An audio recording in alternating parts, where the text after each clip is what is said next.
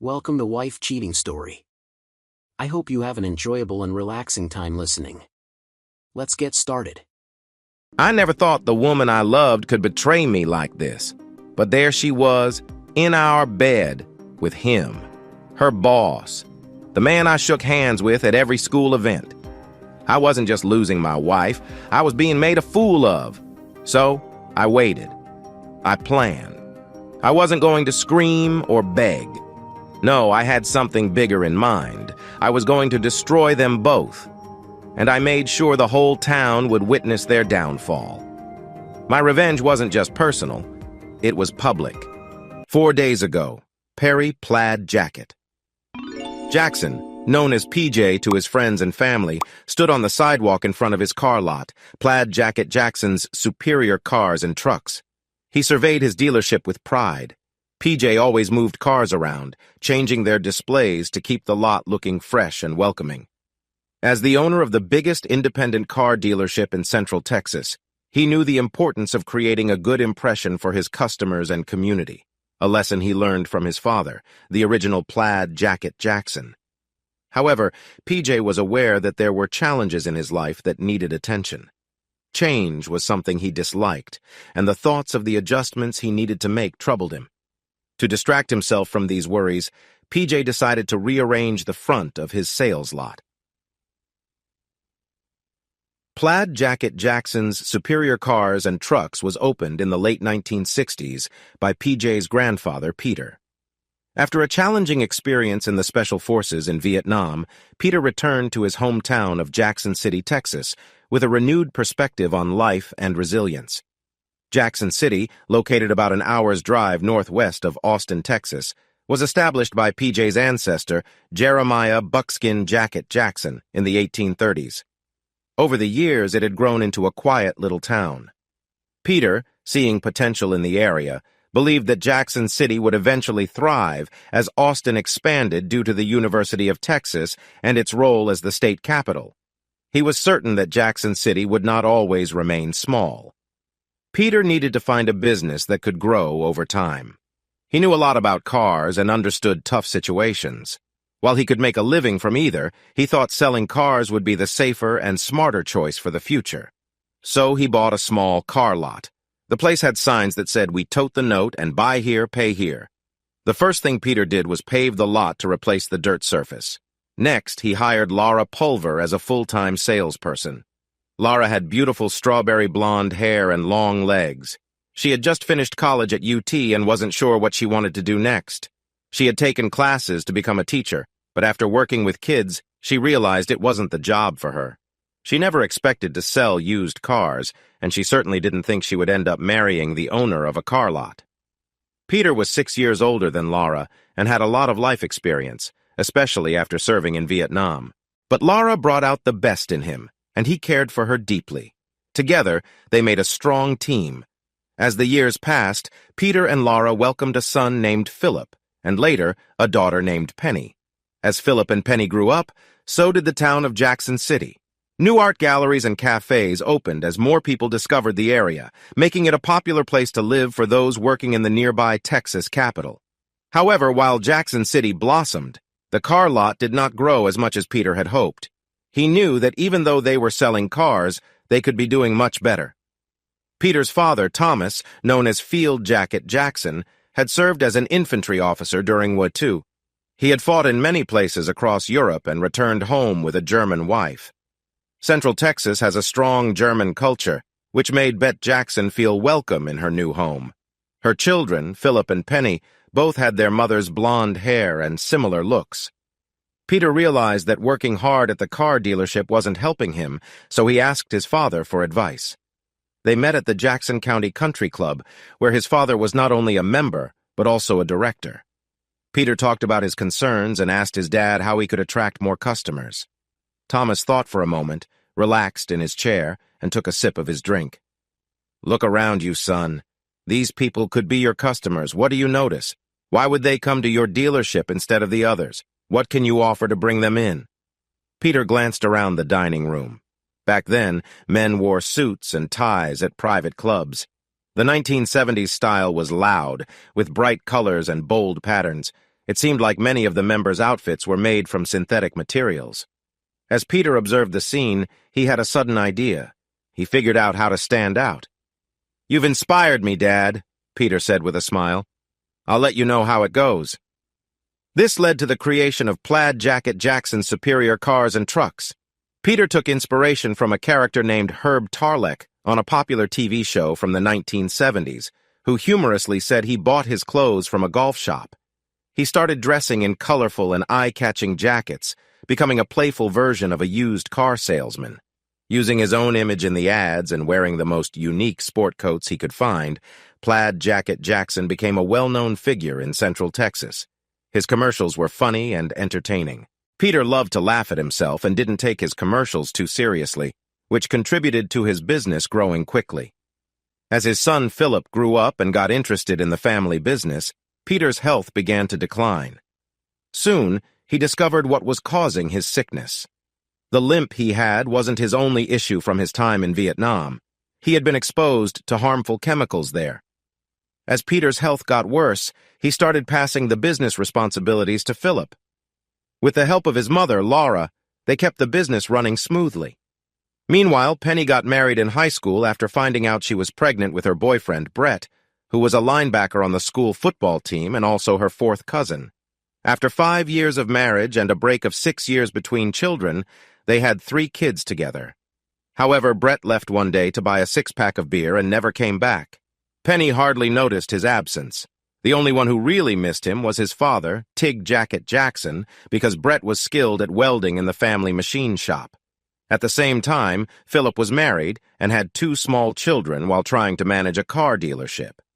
He married a local girl named Wendy Taylor.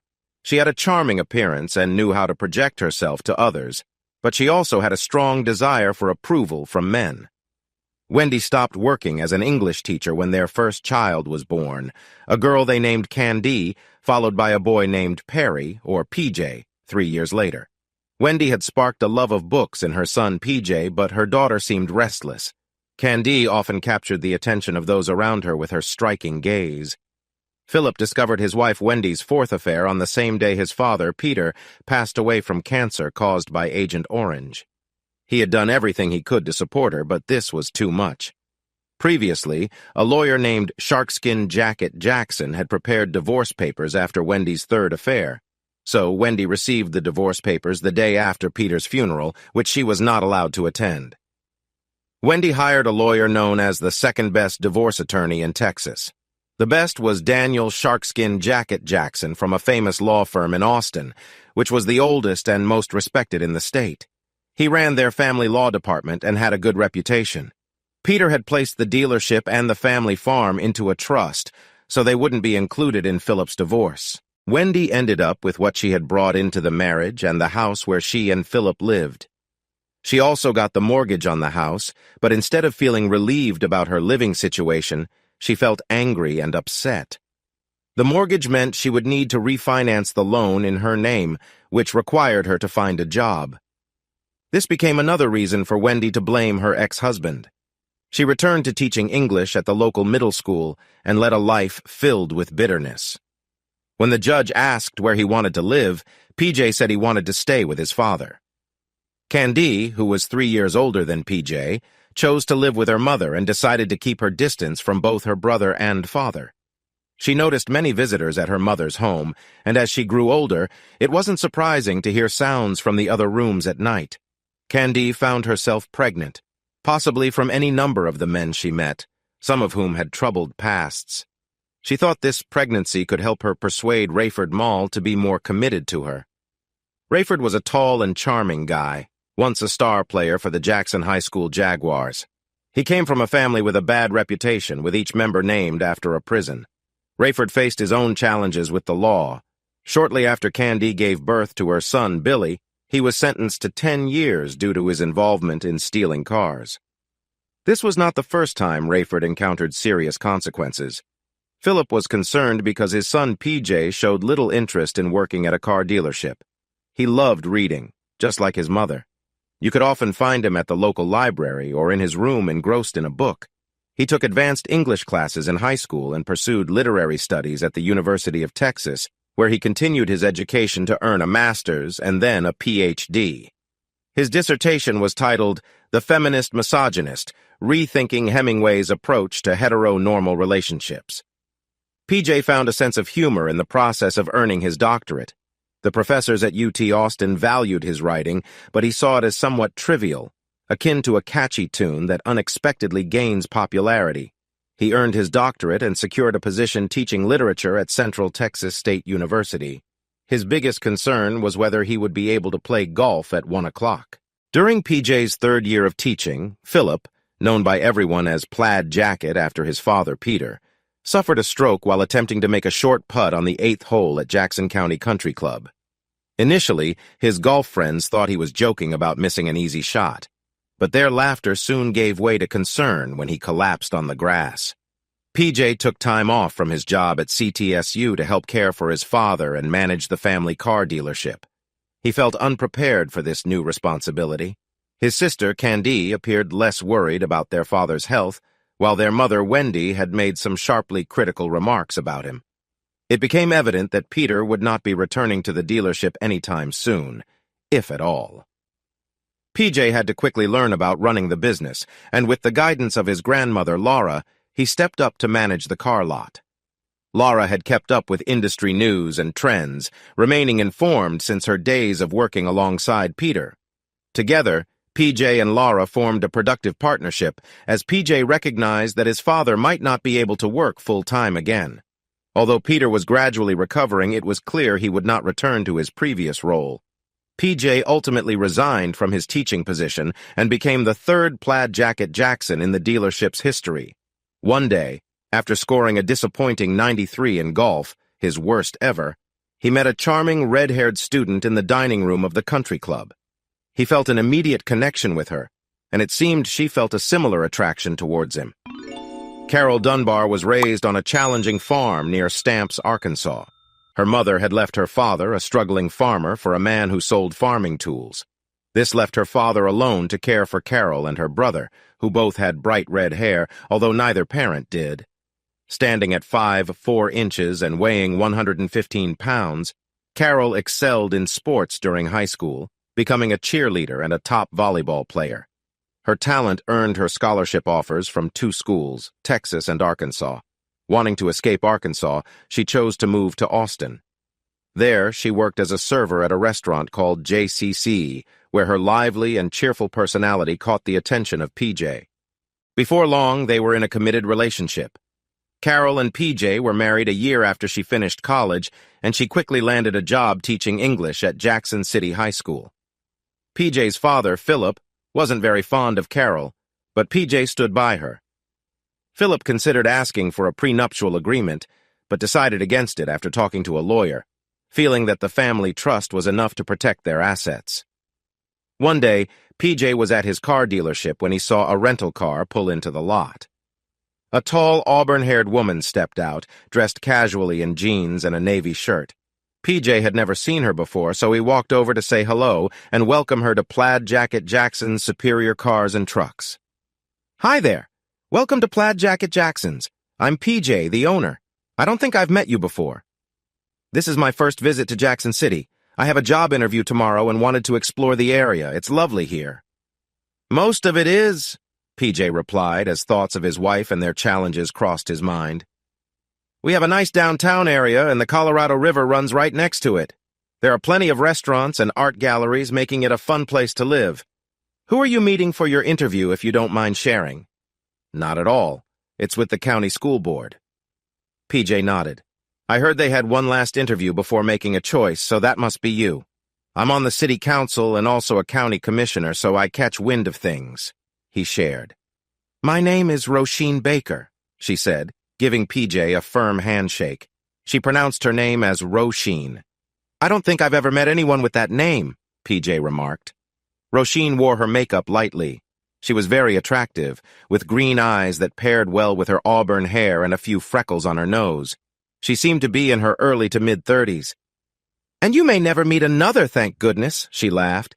"It's a tough name for a child to carry outside of Ireland. Please call me Rose."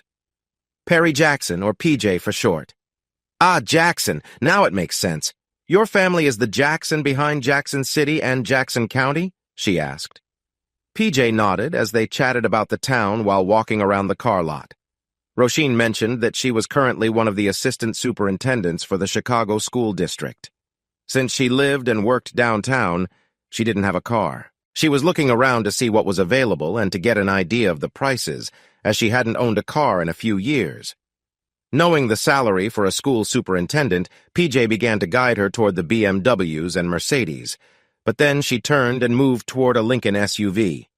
If I ever feel like I've spent enough of my paycheck on car repairs, maybe I'll consider some of those fancy German cars, she said. PJ looked at her in surprise. In his experience, most women wanted to be seen driving a fancy German car, not an American SUV, even if it was a Lincoln. His wife, Carol, had asked him to find her a Porsche Cayenne. My dad came to the U.S. straight from Trinity College in Dublin with a degree in engineering and a job offer from Ford, she shared. He worked at Ford in Dearborn for 30 years before retiring to a golf community near Dallas. That's another reason I want this job. It would only be a 4-hour drive to visit my parents. Even if I didn't mind flying, carrying a suitcase to the train, taking it to the airport, going through security, and then waiting around to board is a hassle. She shook her head at the thought. A 4-hour drive was perfect for visiting family. As they walked back to her rental car, PJ talked to her about her competition for the job and some challenges the new school superintendent would face. The top candidate is Elmer Hudson. He's the high school principal but has been acting as the superintendent since Ben Fowler retired. Elmer seems to be doing a good job and has a few friends on the school board. My wife, Carol, has been acting as principal while Elmer fills in. The school board hasn't been too impressed with anyone else they've interviewed. So you think I'm wasting my time even going for the interview? No, that's not what I mean at all. I have a feeling change is coming.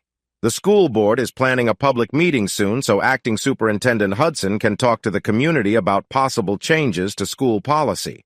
I believe these changes will impact a lot of people. Go to the interview and make a strong impression. You just never know what life will bring. Rose promised to tell him how the interview went before she left town. PJ watched her drive away in her rental car, reflecting on the connection he felt with her. He sighed and turned his attention to making the car lot look better. While PJ considered whether to move some of the convertibles to the front of the lot, his nephew Billy came over. Hey PJ, I checked out that auction Corvette, and you got a great deal. It just needs an oil change. I'm going to have Benny do that. I told him he could leave early today since it's his anniversary, and he should spend some time with Anita. Sounds good, Billy. You're in charge. PJ smiled to himself, thinking of Billy as the boss. It felt like just yesterday when his sister Candy came to him asking for a job for her son. He hadn't talked to her in months, and her first words were about needing help for her son. 24 months ago. Do you have a job for him or not? He needs something to keep him busy until he faces his next chapter. PJ stared at his sister in shock. He's going back? I thought he just got out. A few weeks after graduating high school, Billy had encountered trouble with the law for possessing something inappropriate in his car. Although Billy claimed it wasn't his, he was still charged with a crime. PJ believed him when he said it belonged to someone else. But the prosecutor had personal reasons for wanting to punish Billy and decided to send him to jail instead. The district attorney should have chosen a target for revenge that meant something to Wendy. She didn't even bother to show up at Billy's trial. Candy looked at her son with disappointment. He was of average height and slim, with blonde hair starting to grow back after a recent buzz cut. He sat with his legs stretched out in front of him, crossed at the ankles, arms folded across his chest, and glanced sadly at the floor. He'll find a way to get into trouble again and end up back where he started. It's just who he is. He's just like his father, no matter what Rayford Mall says. He is Billy's dad. What do you want to do, Billy? PJ asked. I could use another mechanic if you're interested. Buddy Hawkins is getting too old to be under a car for long. He's been working part-time in sales for a few months and wants to move into sales full-time next year. I'm willing to give you a chance if you think you can handle it. Billy shrugged. I guess, he replied without much excitement. You need to ask me, Billy. I'm not going to beg you for help. I expect a full day's work and I'll pay you a fair salary, but you have to ask for the job. If you can't do that, Then I don't need you. PJ stood up, signaling the end of the discussion as Candy glared first at her brother and then at her son, feeling frustrated. Billy looked up at PJ with a hint of irritation. This was the most emotion PJ had seen from him in a while. "Fine," Billy said sharply. "Can I please have a job?" "Of course, Billy," PJ replied happily. "Be at the service department at 8 a.m. tomorrow. I'll have Buddy Hawkins show you the ropes." Billy's first day at work went just as PJ thought it would. He was a young man with a lot of anger, recently released after serving 18 months for a crime many believed he didn't commit. Billy was in a bad mood, and whenever Buddy tried to tell him what to do, he either ignored him or did everything very slowly. At the end of the day, PJ invited Buddy into his office and poured them both a drink. "Be honest with me, Buddy. Do you think he has any chance of improving? If you see potential in him and can help him out, I want to give him a real chance. But if you think he's too far gone, I'll let him go and handle my sister's situation myself." Buddy took a big sip of his drink and enjoyed the warmth as it went down. "I know a bit about the kid's background. He grew up with a difficult mother and an even tougher grandmother, facing a lot of neglect and criticism just for being a boy. He lacked self-confidence and was bullied all through school. On top of all that, he served 2 years for possession of marijuana that he likely didn't even own. And no offense meant about your sister and mom." PJ brushed off the apology. He wasn't offended by any remarks about his sister or mother. Billy's mother, Candy, was not the best parent, and his grandmother, Wendy, wasn't any better. Billy had almost flunked out of high school and faced legal troubles soon after graduating for trying to sell a small amount of marijuana. The punishment could have been harsher, but he ended up with 2 years at a state facility. PJ saw it as a chance for Billy to turn things around. Meanwhile, Candy Jackson, whom PJ privately referred to with a less than flattering nickname, viewed the sentence as an opportunity for Billy to spend time with his father figure, who was also at the same facility. However, it turned out that Rayford Mall was not interested in getting to know someone who might or might not be his son. Rayford understood that besides himself, there was a good chance that the boy's father could be any of his brothers, Angola, Joliet, or Brushy Mountain Mall. Even their father, Alcatraz Mall, could be in the picture. Candy Jackson, despite her family's long history in Jackson County, had some rough edges just like her mother.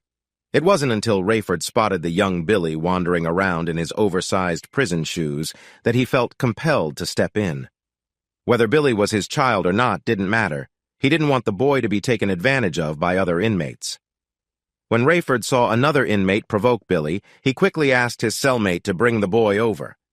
With Rayford's support, Billy was safe during his 2-year stay, which was reduced to 18 months for good behavior. Rayford even made arrangements to get Billy into automotive repair classes, a much better skill to have than cooking or washing clothes in prison. Although they didn't form the close bond Candy wished for, Rayford took on a somewhat fatherly role towards Billy. The shy and innocent young man was shielded from the harsh realities of prison life and maintained his gentle nature. "I believe he has a good heart," Buddy said. "I'll work with him and keep you updated on how he's doing. I don't want any mistakes in the workshop, just like you." PJ agreed with Buddy. "Thanks, Buddy. Watch over him. The poor kid has had a rough start, and Candy would have a fit if I tried to help him growing up. Now she comes to me as a last option." PJ sighed at the thought of his sister. They were almost strangers. "Absolutely not," Carol said firmly. "I'm not letting that person stay over our garage." PJ had suggested that Billy move into the small apartment above their garage. Their home had a 2-car garage attached, but there was also a 3-car garage nearby where PJ kept his workshop and exercise equipment. A couple of years ago, PJ had turned the space over the garage into an apartment, thinking it could be good for visitors when they had kids. "Billy is a good kid. He's starting to do well at the shop, and now that he has a steady paycheck, Candy and his grandmother want to charge him rent. They are trying to take advantage of him, and I want to help." PJ was determined about this. The Jackson family owned another house downtown, where Philip lived with his second wife, Benita, who had helped him after his stroke. Carol raised her hands in frustration. "You do what you want. You will anyway. Just don't expect me to be friendly toward him." "I wouldn't have believed it if I hadn't seen it myself," Buddy said. They were back in PJ's office, sipping bourbon. "Tell me everything," PJ replied. "Well, you know that old Jeep Cherokee that Donnie Slater brought in to see if we could fix it?" PJ nodded, remembering it slightly but not clearly. "Donnie got that Jeep from your grandfather about 30 years ago, so it's been through a lot. He said it stalls sometimes, and he's taken it to 6 different places, even the Jeep dealer in Austin, but nobody can find what's wrong. Every place could make it stall once in a while, but it always starts again right away." "No one could figure it out, not even me," Buddy said, sipping his drink and leaning back in the chair in PJ's office with a pleased look on his face. "It took your nephew just 2 minutes to figure out what was wrong." "What was it?" PJ asked, curious. "Donnie changed the battery himself a few months ago. AutoZone didn't have the right one, but they gave him one they said was similar. It was the same length and width, but about 1.5 inches taller. Normally, that wouldn't be a problem, but Donnie also has a broken motor mount, and some parts of the hood are worn down. When he stepped on the gas, the engine would shift, causing the battery to touch the metal hood, which made the computer shut down." Buddy laughed as he shared the story with PJ. "You should have seen Donnie. He told me that from now on he wants only Billy to work on his cars." PJ felt pleased. Donnie Slater brought in about 3 trucks a year for his excavation work, and making sure Donnie was happy was very important. Later, PJ made sure to catch Billy as he came out of the service department. "Great job on Donnie Slater's Jeep," PJ said. "You heard about that?" Billy asked, surprised and looking down. "I keep up with what happens in my own service department," PJ replied with a smile. "Billy, walk with me. I heard your mom is thinking about charging you rent. I want to talk to you about another option you might like." "The doctor will be with you shortly," the nurse said. Carol and PJ settled into the chairs in the doctor's office. PJ knew this meeting might yield disappointing news. He and Carol had been trying to have a baby for years. Carol had experienced several losses, each one deepening her sadness and leaving PJ feeling helpless. She didn't want assistance from therapists or counselors, preferring to deal with her feelings on her own. Dr. Ellsberg entered the office quickly and sat down at his desk, placing a folder on the table. "Mr. and Mrs. Jackson, I'll get straight to the point. Mrs. Jackson, you cannot carry a baby." PJ looked at the doctor, surprised by the bluntness of the statement. Dr. Ellsberg continued speaking with complex terminology, but PJ found himself unable to absorb the information. The reality was clear: they could not have children. During the drive back to Jackson City, it felt as if Carol had closed off her emotions. "Well, that's that," she said flatly. "I guess you want a divorce now." PJ was taken aback by her words. "How can you say that? I want to be with you forever. I'm sad we can't have kids, but that's not why I married you. You're my partner, and nothing can change that. You have to believe me." Carol didn't respond. Instead, she stared out the window, watching the scenery rush by. Eventually, Carol began going to therapy and speaking with counselors. Gradually, she accepted the doctor's message, but the news changed her profoundly. The joyful, carefree person PJ had fallen in love with was now struggling with anger and resentment. She unfairly directed her frustration toward PJ regarding her inability to be a mother. When PJ proposed the idea of adopting a child, she reacted fiercely, expressing her displeasure and even considering raising someone else's child. PJ regarded his wife with sadness, realizing that their marriage faced significant challenges. As she grew older, noticing her gray hairs, she began dyeing her hair. The vibrant copper color she once had transformed into a bright shade of red, which PJ jokingly labeled bozo orange. Her hairstyle shifted, too. Instead of letting her hair hang down or wearing it in a ponytail, she opted for an updo reminiscent of styles from the 1960s. PJ found himself thinking of her as Copperhead due to her striking appearance. Carol also became involved with various volunteer groups. She claimed these activities were a way to support the community, but PJ suspected she was using them as an excuse to spend less time with him. 12 months ago. "Did you look at that Audi?" PJ asked. Billy grimaced, a reaction learned from PJ regarding German cars. "Yeah, it's in decent shape for an Audi. It needs 2 rear tires, an alignment, new wiper blades, and front and rear brake pads. The timing belt has already been replaced, though." PJ nodded. It could have been worse. Buddy had taken the car in trade, and PJ was worried about repairs. Since replacing an Audi's timing belt can be very costly, learning it didn't need replacing was a big relief. PJ wouldn't have let the car be sold if the timing belt needed to be changed, as it could cost nearly $1,000. That expense would have cut into the profit when it was time to sell the Audi.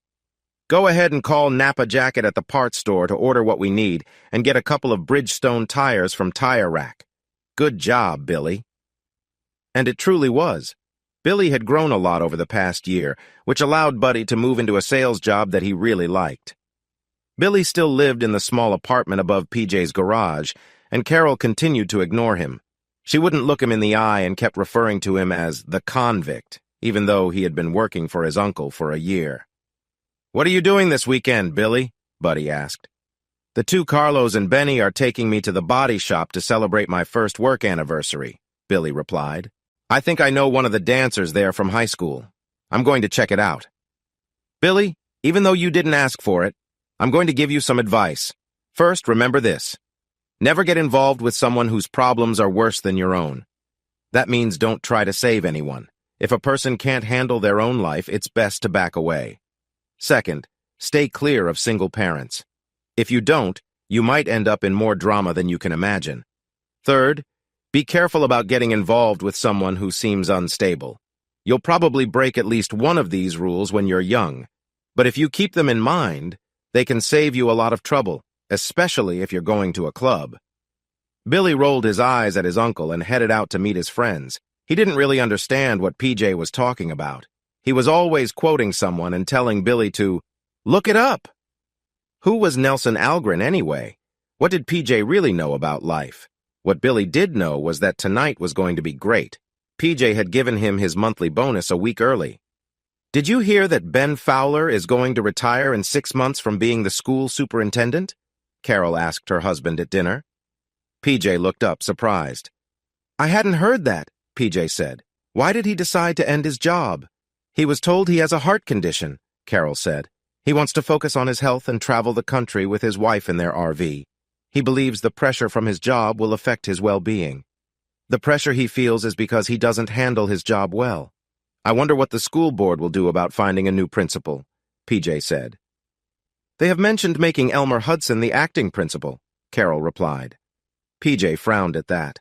Elmer Hudson was a New Yorker who had become the high school principal 3 years ago. PJ privately thought Elmer was a bit too eager to please others.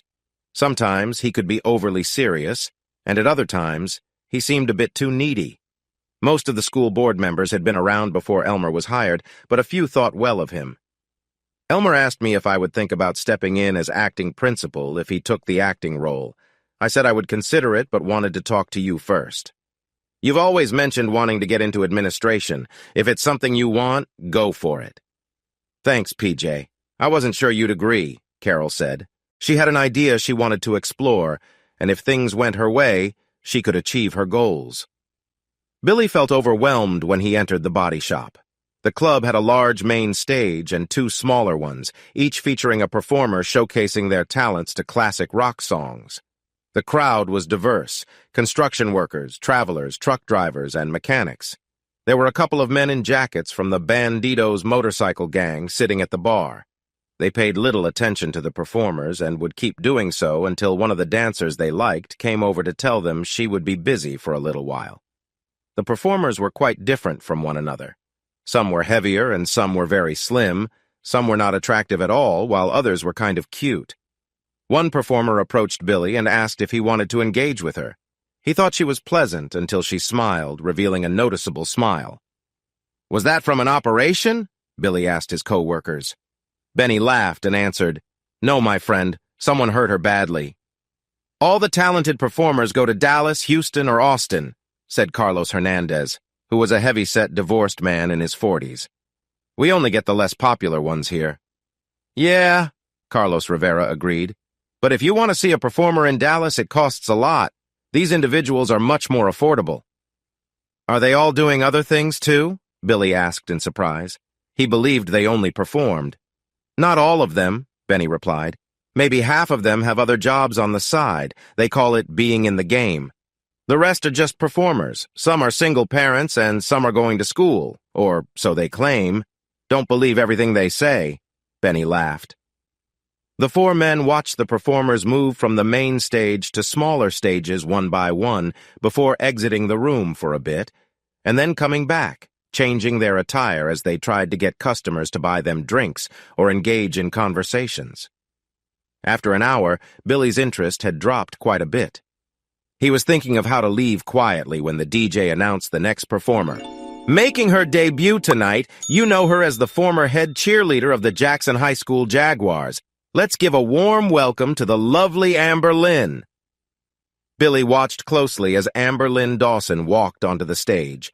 The crowd clearly recognized her and cheered loudly.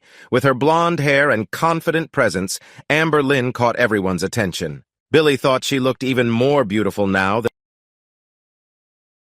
Amber moved gracefully in her stylish outfit. She danced to the music. The entire club was focused on her. Amber showcased her dance skills perfectly, impressing everyone. Closer to the stage, ready to show his appreciation. "Hi there," she said as she noticed him. "You look familiar. Did we go to school together?" Billy was taken aback and could only nod quickly in response. "How about this? After my performance, I'll come and sit with you so we can chat." Billy nodded enthusiastically, a big smile. Billy visited the body shop every night that Amber Lynn performed, enjoying a drink made of ginger ale and pineapple juice while engaging in light conversation. After that, she would either perform on stage or walk around, looking for more customers who wanted to enjoy her dance. 90 minutes later, she would return to Billy's table for another half hour. During their time together, her ex-boyfriend had left her with a child, and when her very religious parents found out, they asked her to leave their home. Now she lived in an apartment with a roommate and had no other job skills, even though it was difficult for her. College and study to be a nurse. Billy felt sad for Amber and her child. By the third week of almost nightly visits to the club, Amber looked very upset and soon poured her heart out to him. "I took Jamie, my son, to the doctor for his asthma. The doctor gave him new medicine, but I have to pay for it with cash since I don't have share of the rent, and my roommate said I can't stay there if I don't know what to do. Where will I find $1,000? Amber said, tears in her eyes. "I would help you, Amber, but I've already spent so much money here this month, I just don't have it," Billy replied. "That's very kind of you, Billy. I know we just started spending time together, and I'm not sure if you see someone like me as your partner, but if you appreciate it," Amber said. The surge of warmth at the thought of the former head cheerleader as someone close to him. "I'll find a way to get the money. Just give me some time," Billy said with determination. "Hey, PJ, do you have a moment?" Billy asked as he stood at the door of his uncle's office. "Of course, Billy." "Come on in and take a seat," PJ said, pointing to a chair in front of his desk. "What's going on?" "I was hoping to get an advance on my pay," Billy replied. "An advance?" PJ said, looking surprised. "I don't mean to pry, Billy, but where's your money going? I pay you well, and you don't pay rent, so you should have saved up." "I've been helping this girl," Billy explained. "She has a child, and I've been trying to support her a little." "I see. What's her name? Is she local?" PJ asked. "Amber Lynn Dawson. She used to be a cheerleader at my high school." "Dawson?" PJ mused, looking thoughtful. "Is she Fred Dawson's daughter? He's a preacher over on Centerville Road. I remember hearing some stories about her a while ago." "Yeah, her boyfriend left her when she got pregnant and her parents kicked her out," Billy said, a bit upset. "I recall something about some trouble with her family's items ending up at a pawn shop," PJ noted. "I don't believe any of that," Billy shot back. "So how much do you need?" PJ asked. "I need $1,000, Billy replied. "Do you remember what I said about avoiding single moms and not trying to be a hero?" PJ reminded him. "I do, but Amber Lynn is different," Billy insisted. PJ studied Billy for a moment before speaking. "Here's the deal, Billy. I'll give you the $1,000. Not as a loan, but as a gift. But I want one thing in return."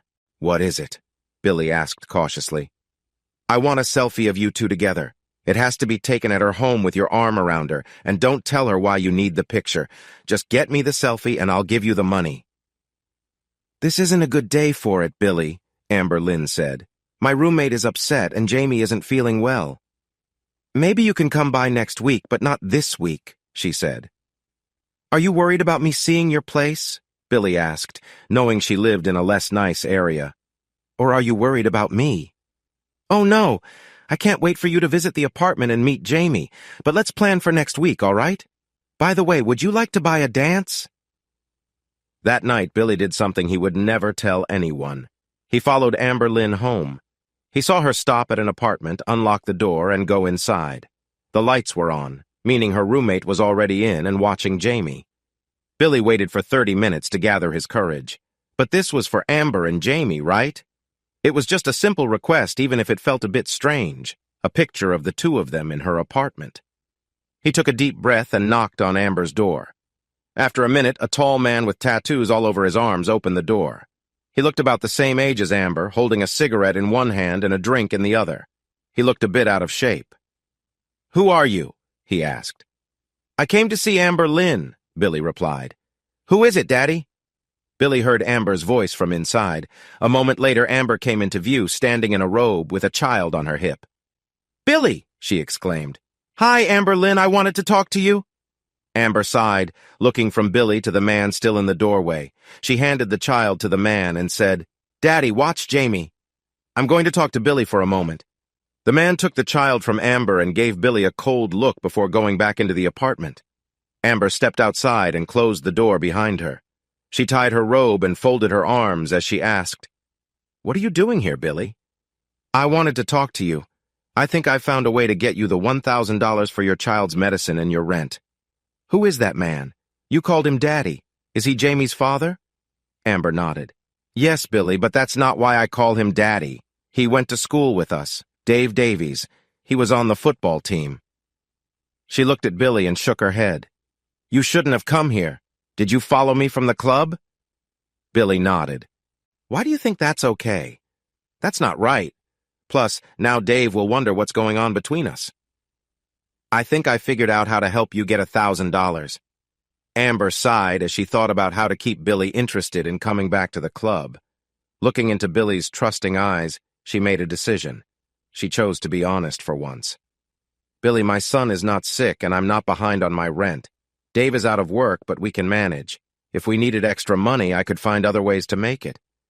Dave knows I have other ways to earn money on the side, but luckily, I don't need to right now.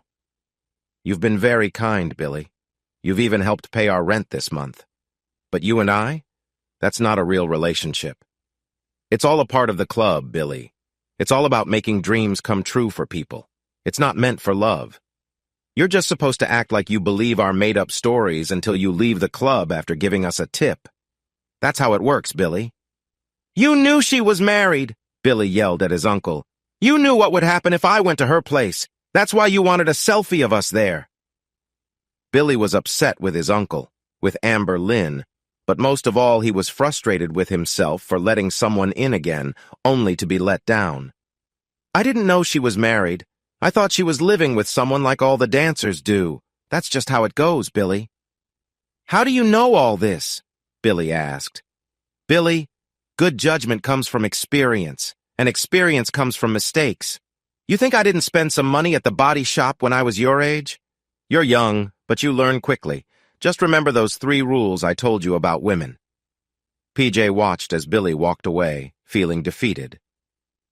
6 months ago, it's official. Elmer is the acting school superintendent, and I'm the acting principal at the high school. Carol looked happier than PJ had seen her in years. "How long will it take to find a new superintendent?" "If they do it right, they'll make us permanent in our jobs.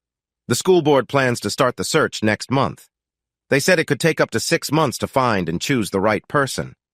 "Will this change anything for us day to day?" PJ asked. "I'll have a lot more meetings, some after regular school hours. I guess I will be working closely with Elmer now since we need to adjust to our new roles. Be careful with him. I've told you before that I don't trust him." "Come on, PJ. He's been my boss for 3 years now." He wondered if he would try something soon, but it hadn't happened yet. "Just keep an eye on him, Carol. That's all I mean," he said. "Hi there," Carol said. I know we were supposed to go out for dinner tonight, but I have to stay late at work again. I have a lot to learn and catch up on. Okay, thanks for letting me know. I guess I'll see you later, PJ replied. Don't be like that. This won't go on forever. Once I get settled into my job, I shouldn't have to work so much. Elmer glanced up at Carol as she ended the call. He seemed quite pleased with himself. That was the coolest thing I've ever done, being with you while you talk to your husband. Next time I want us to be closer while you talk to him. I want to show him I can be better. Carol just shook her head at what Elmer said. He seemed focused on showing he was more in charge than PJ. She decided it was easier to just go along with it. 3 weeks ago, sitting at his desk, PJ thought about what he wanted for the future. After thinking for a while, he picked up the phone to call someone. 405th Military Intelligence Brigade, Specialist Keene speaking. How may I help you? I'm trying to reach Colonel Wayne Jackson. This is his cousin, PJ. Wayne Jackson was PJ's cousin and the son of his Aunt Penny. One moment, sir. I'll check if the colonel is available. PJ thought it would take a while, but he didn't wait long. Hey, PJ, what's going on? Colonel Wayne Field Jacket Jackson asked. Wayne got the nickname Field Jacket after his great-grandfather Thomas, who had served as the commander of the brigade for many years. Wayne admired his grandfather's dedication and wanted to follow in his footsteps. He was less than a 2-hour drive from his hometown, Jackson City, and his team was very skilled, leaving him with little to do. This gave him plenty of free time to travel around the country in his big RV, which had a special trailer matching his U.S. Army theme. It carried all his competition, BBQ smokers, and grills. Field Jacket wanted to enter a different BBQ contest every weekend, and was even willing to give up his rank to stay in charge of the 405th until he retired. Hi, Field. I need some advice about something you know a lot about. Can we have lunch tomorrow? I can't do lunch, but I'm free for dinner. How about Outback at 7 o'clock? Even though the 405th was based at West Fort Cavazos, near Copperas Cove, Killeen had more restaurant choices. It was a longer drive for them, but ensured they would have a better meal and more privacy. I can make that work, PJ answered. See you then. Field Jacket preferred to keep talk short. Just making this first step gave PJ some comfort. In the tricky world of spying, few could match Wayne Jackson. His cousin could help him figure out how to gather proof about his wife's suspected affair. He had little doubt she was seeing someone else, especially a man named Elmer Hudson. Next, he called his cousin Karen, Wayne's sister, who worked at a local real estate office. PJ and Karen were not very close, usually only seeing each other during holidays. They had the same grandparents, but Karen's mother, Penny, had never cared much for the family business. She held a long-standing grudge because she felt she wasn't given her fair share of the family trust. PJ paid himself a salary just like he did with his staff, but he didn't give himself bonuses or an overly high salary.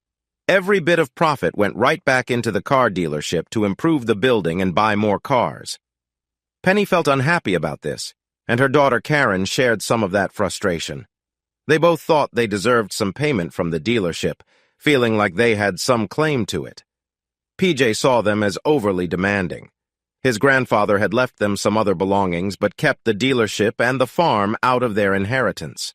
They had no interest in those things anyway. Peter had supported his daughter Penny in other ways. When their lively and healthy grandmother Laura eventually passed away, they would receive more money, but waiting was hard for both Penny and Karen. No matter how hard she tried, no one called Karen Gold Jacket Jackson in honor of her job. Instead, they called her Yellow Jacket, which she disliked. What Karen didn't realize was that the nickname was as much about the sharp remarks she aimed at her family as it was about the unusual color of her work jacket. Yet PJ had to admit she was an excellent realtor. Karen agreed to help PJ find some rental options. She didn't ask why he needed a place, but had a hunch about it, looking forward to whatever developments might lead him to search for a new home. How do you know she's not faithful to you? Wayne Jackson asked his cousin, who was munching on a big piece of a bloomin' onion at the Outback Steakhouse in Killeen, TX. Killeen had a population of just over 150,000, with many people working in ways tied to the soldiers and their families from nearby Fort Cavazos.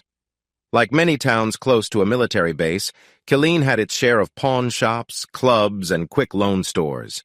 The area had its fair share of dealers and workers, both from the military and the community. However, this didn't concern Field Jacket Jackson unless one of them was involved in selling important information. Then he would pay close attention. Colonel Wayne Jackson liked to say it was his job to keep harmful influences out of Central Texas. If that failed, he would at least keep them away from the University of Texas. After finishing a crispy onion ring, PJ said, "I can't say for sure that she's being unfaithful, but I would bet on it. That's why I wanted your help."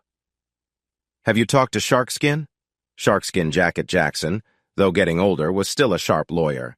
He had stepped down as head of the family law division at Bonham McLeod Garcia and now worked as a senior partner. "No, I thought I should wait until I had some proof before reaching out to him. Once I do, it will be a full-scale effort. I have spoken to Yellow Jacket about finding a place to rent." "How is Yellow Jacket?" "The last time I talked to my sister was at the family reunion last year. She came up to me, told me off, and walked away." "I still don't understand why she was upset," Field Jacket said, shaking his head. "You're fortunate that you're older than us and didn't have to deal with them every day. How can your two sisters be so different? One is normal, married with kids, and involved in the community, while the other is really out there."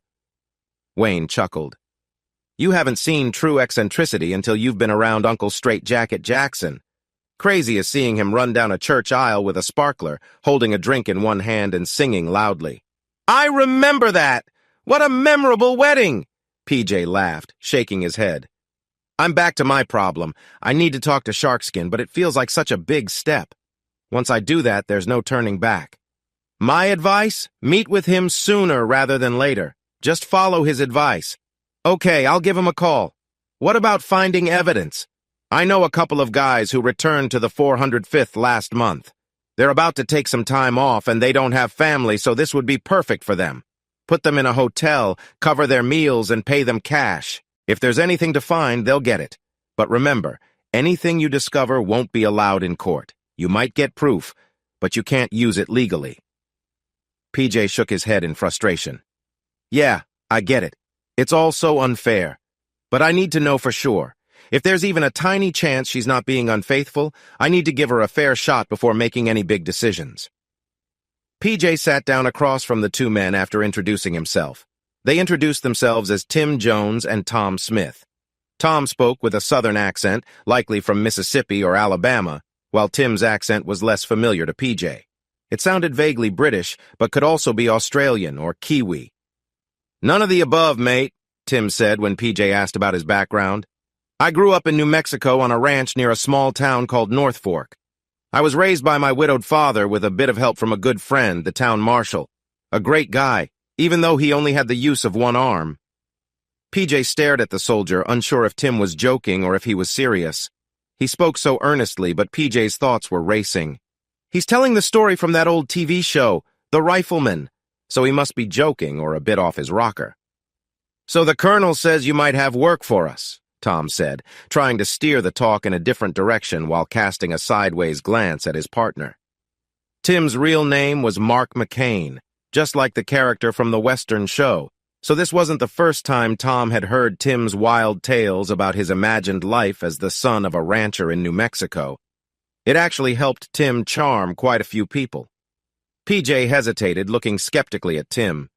"Yeah, I think my wife might be unfaithful, and I want to gather proof. I've got a couple of motel rooms ready for you two and these," PJ said, handing each man a prepaid debit card. "There's $1,000 on each card, and your rooms are already booked." The men discussed payment details and what kind of proof PJ needed from them. He then showed them pictures of his wife and a man named Elmer Hudson. "Is your wife involved with this guy?" Tim asked, sounding surprised. PJ was aware that in England, people often used stronger language than in the U.S., which made him think Tim definitely didn't grow up as a rancher. "Don't make it worse," PJ replied. "I always thought of Elmer as just a fussy guy. If he's with my wife, I want to confront him." "Give us a week or so," Tim said lazily. "If they are together, we will find you the proof you need." While thinking about Roisin Baker, PJ noticed a dark blue SUV moving slowly down the road. He recognized it as Alma Rodriguez's Ford Explorer. PJ had personally delivered that SUV to her home last year after she bought it from his lot, low mileage and fully loaded. Alma was moving slowly towards him in her Explorer, and something was clearly wrong. She finally parked right in front of PJ. "Morning, Alma," PJ said as he walked up to her open window. "Is everything okay?" "Let me tell you, there's a problem. PJ, this truck is shaking so badly I can barely drive it. It scared me when I went to the store this morning." "Let me take a look," PJ replied as Alma got out of the driver's seat. He slid in and started the truck. As he pressed the gas pedal, he felt the steering wheel vibrating hard. "We'll lift it up and see what's wrong. Do you want to wait while we check it?" "I don't think so, PJ. Just call me when you know what's happening. I trust you." Hearing her say that meant a lot to PJ. His customers trusted him, just like they had trusted his dad and grandfather. PJ carefully drove to the service door. When Billy saw him coming, he walked over to ask about the problem. "There's a bad shake. It's really hard to drive over 2 miles an hour," PJ told him as he got out of the truck. "Got it. I'll check it out. By the way, Aunt Carol is in your office." "Really? That's just what I need today, and please call her Aunt Carol, not the Copperhead." "She can be a tough one, and if I call her the Copperhead, I think it's okay." "Yeah, but she's my wife," PJ said. "I've learned to handle her over the years, but you haven't. She's a sharp-tongued waitress, just like a rattlesnake." "What?" Billy replied, confused. PJ often said strange things that didn't make any sense. Billy knew that PJ was likely the smartest person around, but sometimes his quotes were just confusing. Aunt Carol was a school teacher, not a waitress. "They're the first and last lines from a feminist poem called Ella in a Square Apron Along Highway 80. It's the kind of stuff you have to read at college," PJ said. Billy rolled his eyes, relieved that college wasn't on his path. He had driven on Highway 80 from Mesquite to Terrell many times, and he didn't recall any unusual waitstaff along the way. Well, maybe that one at the brisket counter. Billy opened the hood and quickly checked the engine. After setting the lift legs, he pressed the buttons to raise the SUV into the air.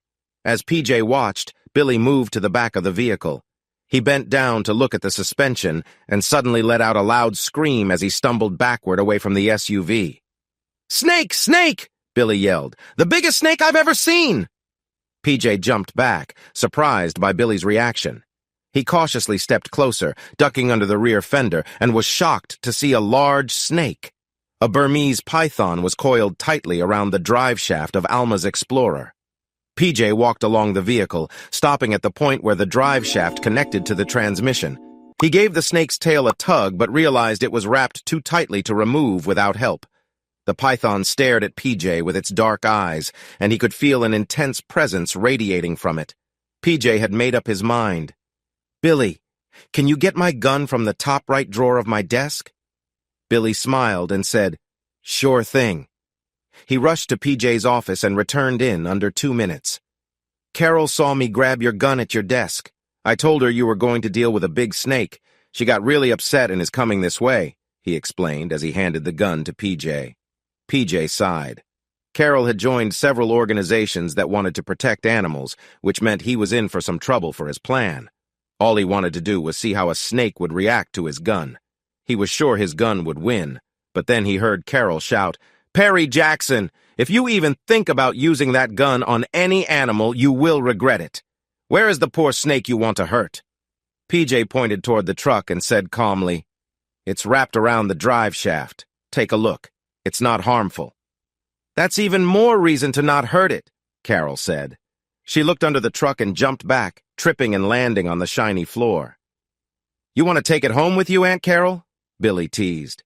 "Be quiet, Billy. I don't want to take it home. Just call the zoo to come get it." PJ gave her an annoyed look. "Haven't you seen the news? They've captured several of these snakes around the state. The zoos don't want them. They said to call animal control. AC's just going to take care of it, so we're saving everyone a lot of time and trouble."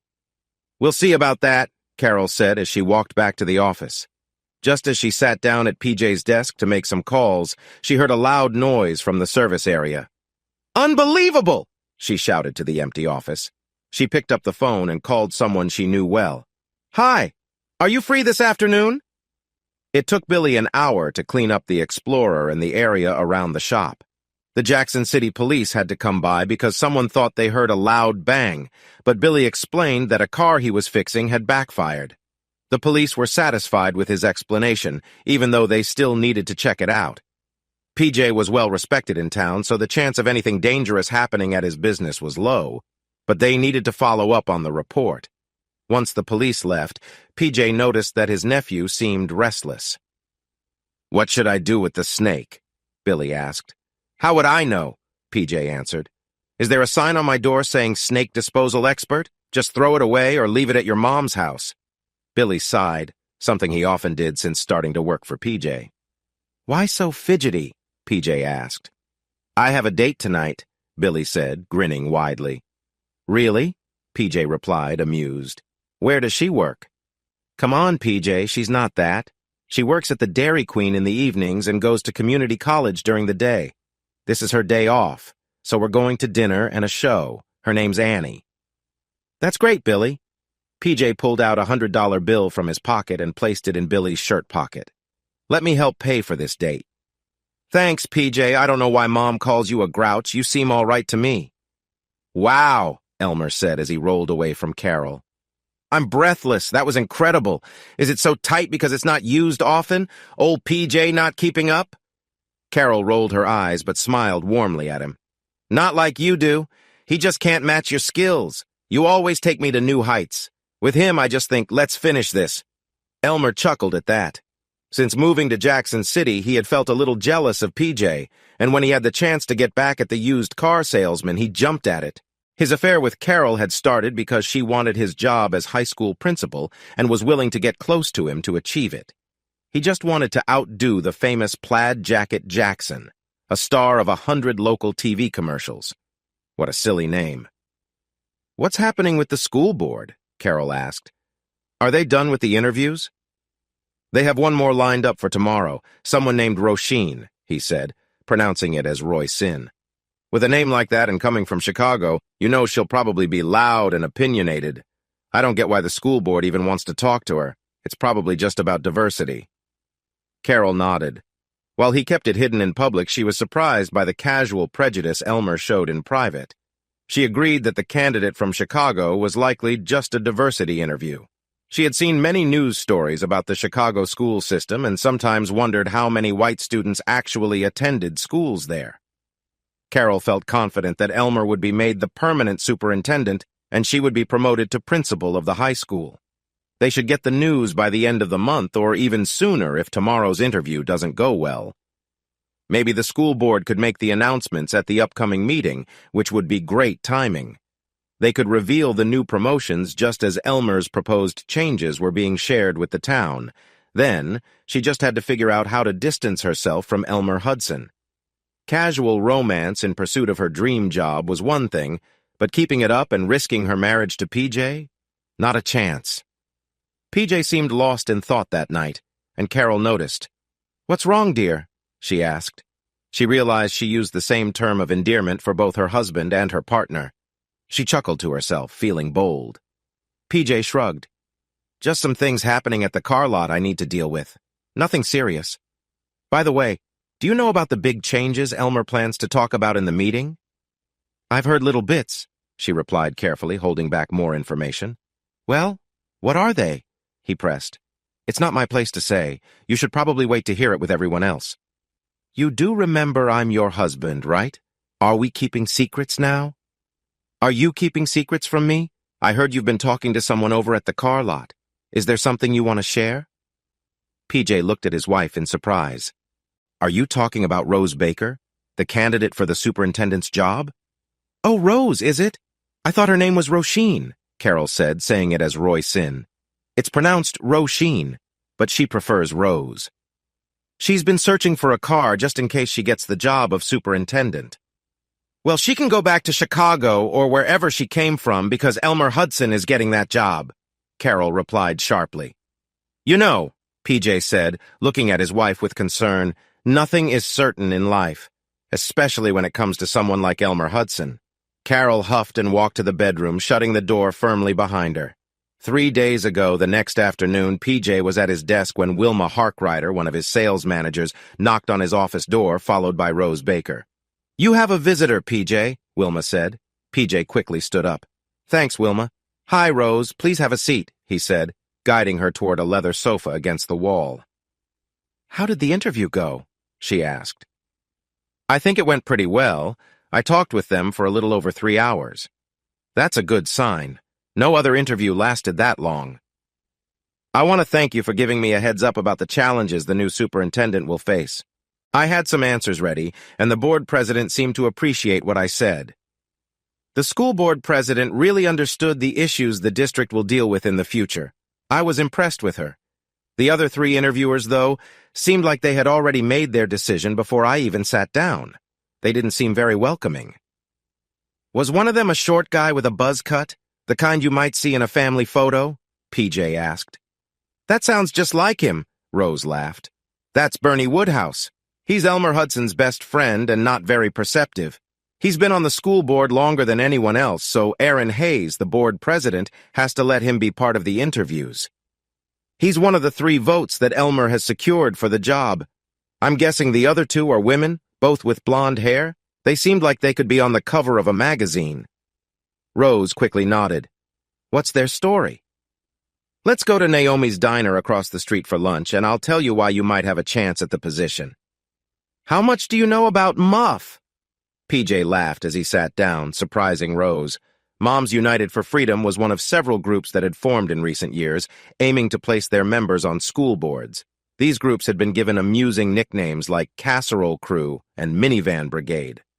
This particular group started in Grapevine, Texas, 2 years ago by Lucinda Neff Dupree, whose husband was a judge and currently under investigation for misconduct. To complicate matters, the family nanny had recently revealed a long relationship with the Duprees that began when she was just 18, and there were even allegations surrounding the nature of their recordings. Lucinda had to step down from the group she had created. Neither Lucinda nor her followers seemed to notice the unintended acronym that the group's name created when they started. Maybe they didn't see it out of innocence, or perhaps it was a misunderstanding of how important good names are. Whatever the case, it wasn't realized until they had ordered $250,000 worth of supplies that were already paid for. It wasn't until the bumper stickers saying, "I love Muff," began to sell quickly that the founders of Moms United for Freedom realized what was happening. But by then, Muff had become a big trend. What kind of questions did the interviewers ask? PJ asked. The one named Mindy started the questions, Rose said while telling PJ about the interview. In Chicago, you have to work with a lot of kids from different backgrounds, right? Mindy Snyder asked.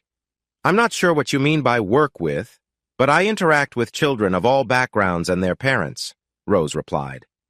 I'm worried about a certain agenda being brought into our schools, Mindy said.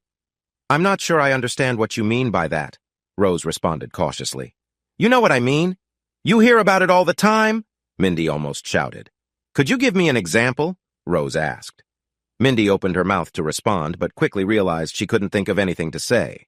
Rose noticed that the school board president, who hadn't asked any questions until that point, seemed to be trying hard not to smile. What about the topic of abortion? Bernie Woodhouse asked. What do you think about that? At that moment, Rose understood the school board's true intentions and chose to respond boldly. Is that part of my job as superintendent? I've never done one before, but if you have a training program, I'm open to learning, Rose said with a sincere look. 3 school board members stared at her in shocked disbelief.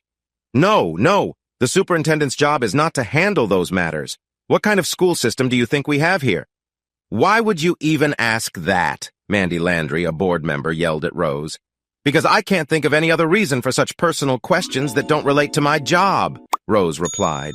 She could see that the board president was trying hard not to laugh, but she wasn't sure if it was at her or with her. Race theory, Mindy called out suddenly, as if she had remembered something important. Mandy and Bernie looked at her with confused expressions after her outburst. I guess I won't be buying a car from you, Rose said with a sad smile. It just got worse after that, especially when the school board president started asking questions. She was sharp with her questions, but with 3 of the board members not liking me, I think Elmer's job is safe. 7, PJ chimed in. 7 what? Rose asked. There are 7 school board members, 3 you met, plus the president, and there are 3 more. They've let the president vote as she sees fit, PJ explained. His lunch with Rose had gone really well. They both felt a unique connection. They spent 2 hours sharing their life stories. Rose was 38 and had been married once before. Mittens might have had an accident while seeking shelter or something similar. PJ sighed, feeling a mix of sympathy for Ms. Hodges and concern over the little cat's well-being. I'll call her and let her know. We can get the radiator replaced quickly. As he dialed her number, he thought about how connections in their community often blended personal and professional lives. It was comforting yet complex navigating relationships, especially with someone like Rose who was going through so much. Once Ms. Hodges answered, PJ explained the situation. We found the problem with your car and we can fix it. We'll get everything sorted so you can get back to putting up those posters for Mr. Mittens.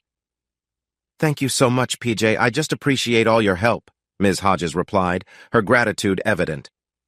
After the call, PJ returned to his thoughts about Rose, her resilience inspiring despite her challenges. He believed that sometimes places could feel like they held memories of those who had shared them, woven into the fabric of the community's story.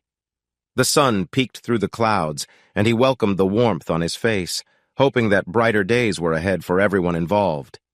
Mittens crawled up into the engine and fell asleep against the fan. That thump she heard was him when she started the car. Looks like he had a rough time and his tag got stuck in the radiator. Ah, man. That cat was special to her, PJ said, sighing. He reached for his phone. Call Napa Jacket Jackson and order a new radiator. Make sure to get new hoses, too. I'll put those in for her. I'll grab the pressure washer and clean up the mess, Billy said. PJ nodded. When I passed away, they cleaned me up with a hose, he murmured. Billy gave PJ a puzzled look. Even though his uncle was very smart, he often said things that didn't make sense.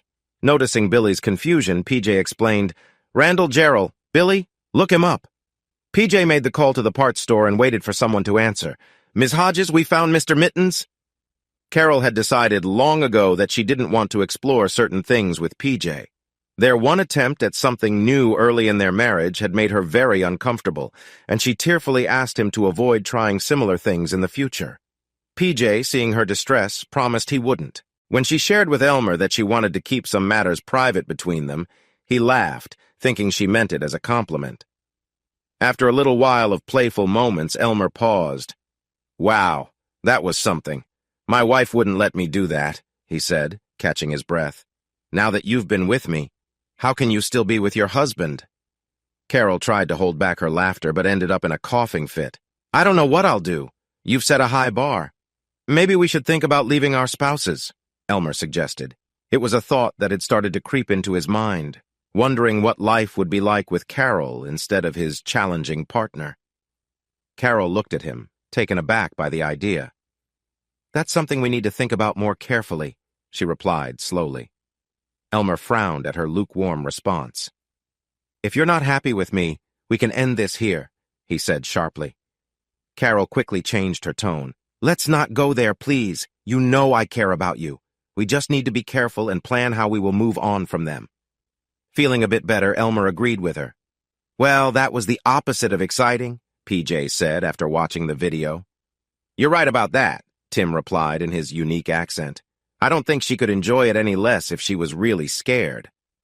I almost felt bad for her since that guy got too close, but then I reminded myself she's been unfaithful, so never mind, Tom added. How did you guys get the video and their talks? PJ asked. It's what we do, Tim answered. This one was simple. We could have gathered more proof, but what we have, along with your wife saying she cares for him and them planning to leave their partners, is probably enough for your divorce. By the way, we also have all their messages. It's all saved here. He pointed to a small device plugged into his laptop. They talk a lot about a meeting in town and making changes in your school system. That might be useful for you. Oh, I'm sure it will help, PJ said, forcing a smile. See you tomorrow, BJ. The two Carloses called out to Billy as they left the service department. BJ? PJ asked with a grin. Billy blushed at the question. It's what they started calling me at work, he explained. In the 2 years that Billy had been with PJ, he had grown a lot in confidence. As he became more self-assured, PJ had given him more responsibilities, and PJ was surprised at how quickly Billy adapted to the tasks. Reflecting on it, PJ realized he shouldn't have been surprised. Both Billy's mother and grandmother were very smart. Degenerate people, but smart nonetheless. "How's your girl?" PJ asked. "Annie's great. She's doing really well in school and wants to get her master's degree in education after her bachelor's. That brings me to why I wanted to talk to you." "What's that, BJ?" PJ replied with a smile. Billy sighed, wishing to be serious. "PJ, I really appreciate everything you've done for me. You know that, right? I mean, I have no idea where my life would be without your help." "Are you leaving me?" PJ asked, looking worried. Billy was someone he had come to depend on. The idea of Billy moving away was unsettling. Billy looked surprised. "No way. I love it here. I just need to tell you that I have to move out of the apartment you've been so nice to let me use. Annie and I want to live together before we get engaged, so I need to find another place." "Why do you want to move? That apartment is big enough for both of you and the rent is good. What's the real reason?" "I can't ask her to live there. It's tough enough how the copperhead treats me. I couldn't bear the thought of her facing that." "Billy, I've met your girl and I believe she can take care of herself. Plus, I'm sure Carol won't bother either you or Annie. Just give me a few weeks to figure things out." Today, PJ noticed the size of the audience with some surprise. School board meetings weren't usually this crowded, but PJ guessed that tonight's topic had really caught the interest of the people in Jackson County. He glanced at the school board members sitting in a row on the stage of the high school auditorium, with the two members on either end nearly facing each other. Elmer Hudson, the acting school superintendent, and Carol Jackson, the acting principal of Jackson High School, sat in the front row with the school board. Aaron Hayes, the school board president, was beside Elmer. PJ watched as people came into the auditorium. "PJ?" "Mr. Hudson?" PJ said, maintaining his composure. "While I understand your perspective on the books, I believe it's essential to approach this subject with an open mind. Literature can often provide valuable lessons and provoke thoughtful discussions, even when the content may be difficult for some." Elmer scoffed lightly. "You think children's minds should be exposed to such nonsense?" PJ continued, "I'm not suggesting we ignore inappropriate material, but rather we should consider the broader context. Challenging ideas can foster critical thinking and help students develop a more nuanced understanding of the world. It's about guiding them, not restricting access." The audience was silent, some leaning forward in their seats, others exchanging glances. PJ could feel the weight of their attention. Elmer crossed his arms, visibly frustrated. "But there are lines we shouldn't cross, PJ. This community deserves to protect its values." "I agree," PJ replied, "but values can differ among individuals. What one person finds offensive, another may see as an opportunity to learn. Instead of banning books outright, let's promote discussions around them. We can have programs that educate students on these topics, allowing them to think critically about what they read. Isn't that what education is about?" A few members of the audience nodded in agreement, while others looked contemplative, perhaps reconsidering their stance. Elmer's expression hardened. "So you support exposing our youth to such ideas?" "I'm advocating for a balanced approach," PJ clarified. "It's not about exposing youth to harmful content, but rather fostering an environment where they can engage with challenging material responsibly."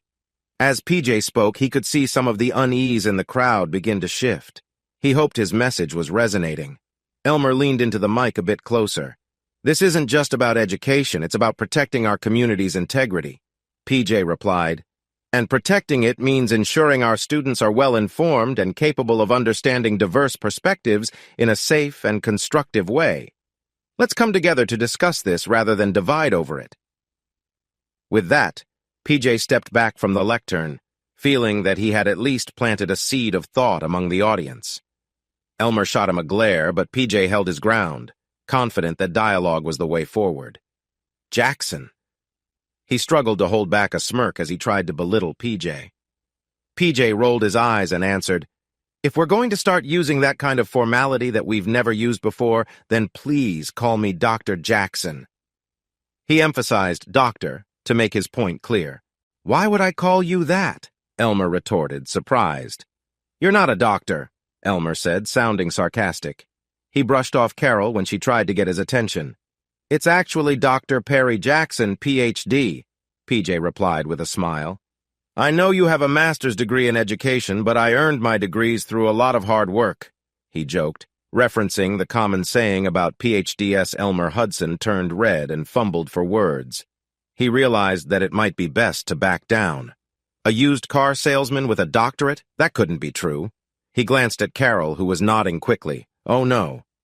"All right, Dr. Jackson," Elmer said, trying to sound polite but failing. "What are your concerns?" "My first concern is that I see Huckleberry Finn by Mark Twain on your list. That book is considered one of the greatest novels from any time period. Why is it on your list?" PJ asked. Elmer shook his head, frustrated. "The book uses offensive language. A book that has that many racial slurs shouldn't be in a high school library," he replied with a smug expression. "Do you understand what the book is really about?" PJ asked. Twain chose his words carefully. The escaped slave Jim is the kindest and most honorable character in the whole story. You wouldn't see that as clearly without Twain's use of harsh language that emphasizes Jim's goodness. The bigots in the story highlight Jim's character. If they weren't present, Jim would just seem like a nice guy who escaped slavery and is floating down a river. Is that what bothers you? That the escaped slave is the hero? "Of course not," Elmer said, sounding offended. "I really dislike Twain's use of hurtful language, even if you say it has a purpose, which I'm not completely sure of," Hudson replied sharply. "Since this is my area of expertise, I can tell you my interpretation is right. Have you even read the book?" The audience nodded and murmured. PJ caught bits of their chatter. "I saw Mickey Rooney as Huck Finn last week." "Does he want to stop Mickey Rooney from being shown?" "I loved this book when I was young.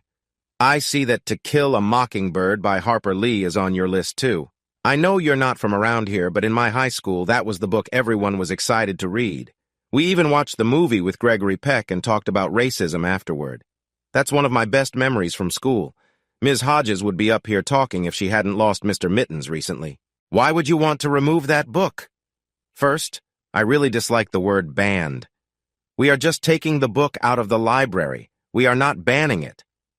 "What's the difference?" PJ asked, feeling frustrated. "Banning books is something that controlling governments do. We're just excluding books from our list. And to address your main concern, the book contains many hurtful words, including a scene about a serious crime involving a white girl and a black man. That imagery shouldn't be in the minds of young, impressionable readers." PJ looked at Elmer in disbelief. "Have you even read the book? Tom Robinson, the black man you're talking about, is innocent. He's harmed by a white mob because they think he did something he didn't. This book talks about the wrongs of racism and jumping to conclusions. How do you, as someone who calls yourself an educational professional, not know what the book you are trying to remove is about? This book has been studied in classrooms across the country for many years. It is seen as one of the great novels of the 20th century, and Ms. Hodges has taught it to thousands of seniors right here, including nearly everyone in this auditorium. This book should not be removed." The audience began to murmur, and many nodded in agreement with PJ's words. Snippets of their comments were clear. "I watched that movie with my kids. Gregory Peck. Does he want to remove Gregory Peck?" Elmer stood there, shaking with anger, feeling called out by this salesman. He sensed the audience turning against him. "Mr. Jackson," Elmer managed to say before PJ interrupted with, "Dr. Jackson!" Frustrated and feeling the pressure, Elmer knew he was losing control and tried to calm things down. "Dr. Jackson, we're here to discuss the list. Changes can be made if we all agree. Are there any other concerns?" Elmer asked, looking around the audience. "I'm not done yet," PJ said. "Why is The Color Purple by Alice Walker on your list? Most of the characters in that book are black. Are you really going to stand there and say the black characters are bad people?" Elmer took a deep breath to steady himself. He felt the heat rising and knew he was sweating. If he had to explain every book on the list, the night would become very long. "This book includes themes that some consider inappropriate," he stated. "That book does not fit into a curriculum focused on good values." It was the moment PJ had been waiting for. "You're saying it has nothing to do with the characters' backgrounds?" "Of course not. This is purely about what is right and wrong. The book shows relationships that some might deem controversial, and other actions that are not morally acceptable, so it should not be allowed in our school. I don't understand, PJ replied. Why are those relationships not acceptable in your proposed curriculum? Elmer stared at PJ in disbelief. How can you ask that? Those actions are wrong. It's a mistake. How do you not see that? Why would you think it's okay to teach about those actions in school? PJ nodded as if he were thinking about Elmer's words. So, you're saying that if a book shows relationships outside of marriage or other inappropriate actions, it should be banned. I mean, taken out of the school. Exactly, Elmer shouted. He was getting more and more frustrated with PJ's questions. No exceptions? PJ asked. He had originally thought about showing a copy of the Holy Bible, but he decided against it. Telling people to rethink their beliefs would not help his cause. Instead, he moved on to his next idea, which now seemed to be the better choice. No exceptions, Elmer said.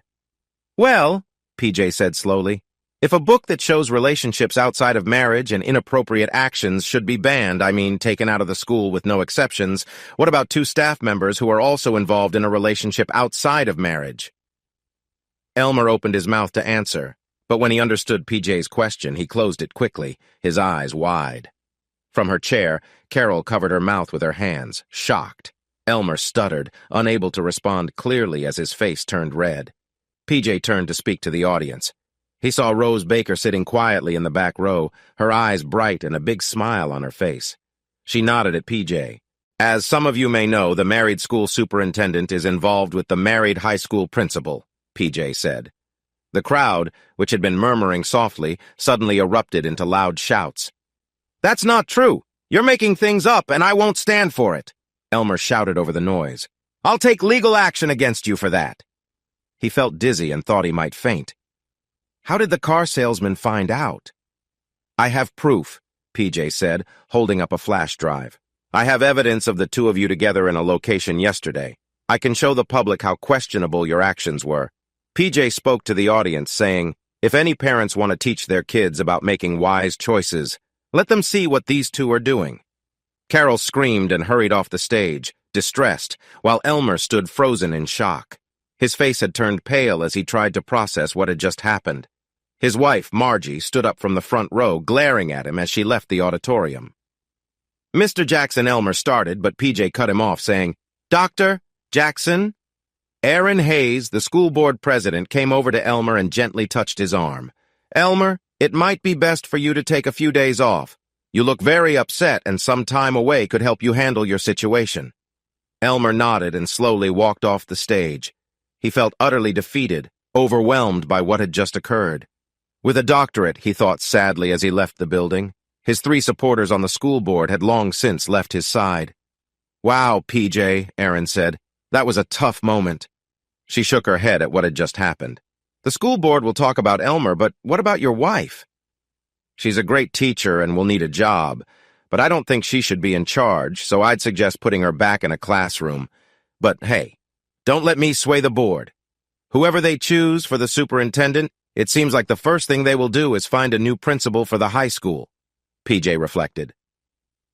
At that moment, Rose Baker approached PJ. She had a bright smile on her face, but still teased him. Forget to mention something on your resume? She asked with playful seriousness. Like maybe having a doctorate? PJ raised his hands in a gesture of apology. I wasn't completely sure how this would go, so I didn't want to look silly by mentioning it. Thankfully, Elmer made it easy. He practically handed himself over. Erin shook her head, not surprised at PJ's connection with the likely new school superintendent. Erin Jackson Hayes, along with her brother Wayne and sister Karen, had known PJ their entire lives, and his actions never shocked them. Not as much as Uncle Straight Jacket and his sparkler trick, but still Erin had married young, taken her husband's last name, and become a devoted wife, loving mother, PTA president, and now school board president. She had never used a nickname, but as she watched Elmer leave the stage, she thought that Termination Jacket Jackson Hayes was a pretty cool name. Epilogue. 15 years later, Billy Plaid Jacket Jackson, known to everyone as BJ, looked at his car lot, Plaid Jacket Jackson's superior cars and trucks. He stood on the sidewalk, taking in the view. BJ always rearranged the cars to keep things looking fresh and appealing. As one of the owners of the biggest independent car dealership in Central Texas, he felt it was his duty to give a good impression to his customers and community. He learned that from his uncle, the original Plaid Jacket Jackson. BJ reflected on how much had changed in Jackson County over the past 15 years. It felt like a long time ago when his wife, Annie, worked at Dairy Queen while studying at Jackson County Community College. She earned her degree in education and became a math teacher at Jackson High. Later, she got her master's degree and then her PhD. A few years after her master's, Annie was named principal of Jackson High. This did not sit well with everyone, especially with Carol Hudson, the most experienced teacher there. Carol had stayed in Jackson City because she had nowhere else to go after leaving Stamps, Arkansas many years ago. At least in Jackson City, she had a home and a job. After Elmer Hudson's situation became known, his wife decided to leave him. She sold their house and moved with her teenage kids to her parents' home in Cherry Hill, New Jersey. Elmer got a job as the assistant principal at Bourne Middle School, which was a 30-minute drive from Jackson City. He worked there for 2 years before he suddenly passed away from a heart attack during a mundane moment with his new wife, Carol Hudson, formerly Jackson. Sadly, all of his life insurance was still designated for his ex-wife, and Elmer had borrowed money from his retirement savings to pay for legal issues with Carol. As a result, Carol was left with nothing except a bill for a sparsely attended funeral for her husband of just a few months. When Annie became the principal, people thought Carol would resign, but that didn't happen. She needed the job, so she decided to stay and teach. However, she often clashed with Annie, her boss, whom she called the convict's wife. Everything changed when Annie put Carol on a performance improvement plan. This was a new and surprising step for Carol because she had never heard of such a thing in her long career at Jackson High. It made her rethink her attitude, and from that point on, she decided to keep to herself and work quietly. But more changes were coming. Roisin Jackson, formerly Baker, the school superintendent, was due to retire in a year, and Annie was set to replace her. When Carol found out about this, she couldn't help but feel frustrated, almost as if it was a harsh reminder of her own struggles. Each time she drove by that car lot and saw the man in the plaid jacket, she felt a wave of regret about the choices she had made in her life. Roisin and her husband PJ had moved off their farm years ago, handing it over to Billy and his family as part of their trust. PJ and Roisin had bought a home near downtown Jackson City, where the food and art scene was thriving. They could enjoy the lively atmosphere of downtown Jackson City, while being close to PJ's dad, Philip. Thanks to his wife and therapist, Benita, he was doing surprisingly well for an 80-year-old who had survived a stroke. The town's closeness to Austin and the beautiful Colorado River made it a peaceful escape from the busy life in Austin.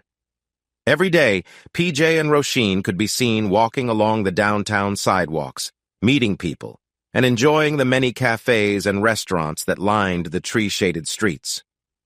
PJ had stepped back from the dealership as Billy took on more responsibility. Billy had grown into his role and showed a level of maturity and kindness that surprised both his mother, who still thought of him as a troublemaker, and his ex-aunt. All 3 of his kids enjoyed working at the dealership and were learning the car business. The oldest, Peej, short for Perry, named after his uncle, had his mother buy him loud plaid jackets to wear while helping his dad. Peej dreamed of becoming the next Plaid Jacket Jackson, just like his father, and wanted to be prepared. His sisters, Laura and Bet, named after their late great-grandmother and great-great-grandmother, felt comfortable in both the office and on the sales floor. After college, they planned to join their brother in the family business, ensuring that Plaid Jacket Jackson superior cars and trucks would thrive for many years. BJ felt sure that somewhere, Peter Jackson, the original Plaid Jacket, was watching over them and would be happy to see his legacy continue. As BJ bent down to wipe some dust off his cowboy boots with his handkerchief, he noticed that the heels were worn and reminded himself that it was time to have them repaired again. Thankfully, the boots themselves were still in good condition. Once taken care of, python skin boots can last a very long time. Let's clear things up. There is no 405th Military Intelligence Brigade at West Fort Cavazos, but there is a 504th Military Intelligence Brigade, which I joined in the early 80s. When it comes to feminist poetry from the 1970s, Ella in a square apron along Highway 80 Inches is not as bad as it sounds. Randall Jarrell's short poem, The Death of the Ball Turret Gunner, offers a powerful criticism of the harsh realities of war. The final line really hits hard. Stamps, Arkansas, the hometown of Copperhead Carroll, is real. It's best known as the home of Maya Angelou, who faced extreme hardships and challenges to become a famous author, poet, and actress. Her incredible journey is shared in her memoir, I Know Why the Caged Bird Sings. It's a truly inspiring tale of overcoming tough times. Remarkably, it is also one of the most challenged books in history. The books I mentioned in this story are just a few examples of those that have been banned by different school districts in Texas.